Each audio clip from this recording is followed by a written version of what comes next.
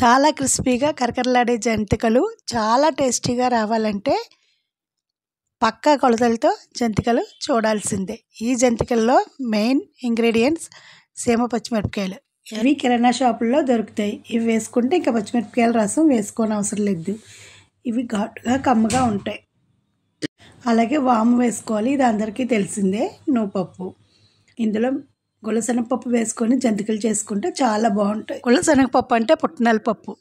ఈ పప్పులో సీమ పచ్చిమిరపకాయలు కలిపి మెత్తని పౌడర్ రెడీ చేసి పెట్టుకోవాలి. ఇది డైరెక్ట్ బియ్యం పిండి ఆడించినప్పుడు గులశనగపప్పు కలిపి కూడా ఆడించుకోవచ్చు. జంతికలు కలపడానికి సరిపడగా నీళ్ళు బాగా తల మరిగేటట్లు మరిగించుకొని ఉంచుకొని ఇప్పుడు బియ్యం పిండి కొలుచుకోవాలి. బియ్యాన్ని బాగా కడిగేసుకొని బాగా ఆరబెట్టుకొని అప్పుడు పిండి ఆడించుకోవాలి. నేనైతే 4 కేజీలకి కలుపుతున్నాను. 4 కేజీలు అంటే 8 తవ్వలు.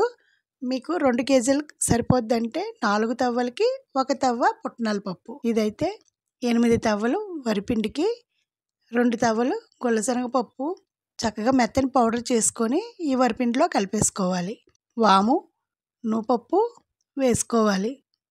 ఈ పిండికి 1 గుప్పుడు సీమ పచ్చిమిరపకాయలు అయితే సరిపోతాయి. ముందుగా బాగా మరిగించుకున్న నీళ్ళలో 2 స్పూన్లు వెన్నపూస వేసుకోవాలి. 2 స్పూన్లు వేసుకుంటే సరిపోతుంది.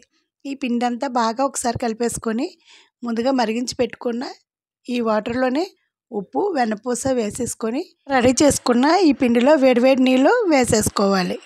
పిండి కలుపుకునే విధానంలోనే జంతికి అందము, రుచి, కరకరలాడడం అన్నీ ఉంటాయి. అందుకని వేడివేడి నీళ్ళు వేసినప్పుడే చక్కగా మొత్తం అంతా ఇలా గట్టితో నొక్కి తర్వాత ఒకసారి చేతితో మొత్తం నొక్కి ఉంచుకోవాలి. ఇలా పావుగంట తర్వాత సరిపడిన నీళ్ళు వేసుకొని కొంచెం మెత్తగా కలుపుకొని జంతికల మూటలో వేసుకొని ముందుగా కవర్ మీద జంతికలన్నీ వేసేసుకొని ఆ తర్వాత ఆయిల్ హీట్ ఎక్కిన తర్వాత ఇలా ఒక్కొక్కటి మూకుడులో వేసేసుకోవాలి. ఇలా వేసుకొని 2 వైపులా బాగా వేయించుకొని తీసేసుకోవాలి. ఇంతేనండి. జంతికలు చాలా ఈజీగా చాలా తొందరగా అయిపోతాయి. అలాగే రుచి కూడా చాలా బాగుంటుంది. దీని కలర్ కూడా చాలా బాగుంటుంది. అదే పచ్చిమిరపకాయలు వేస్తే కొంచెం గ్రీన్ కలర్ వస్తుంది.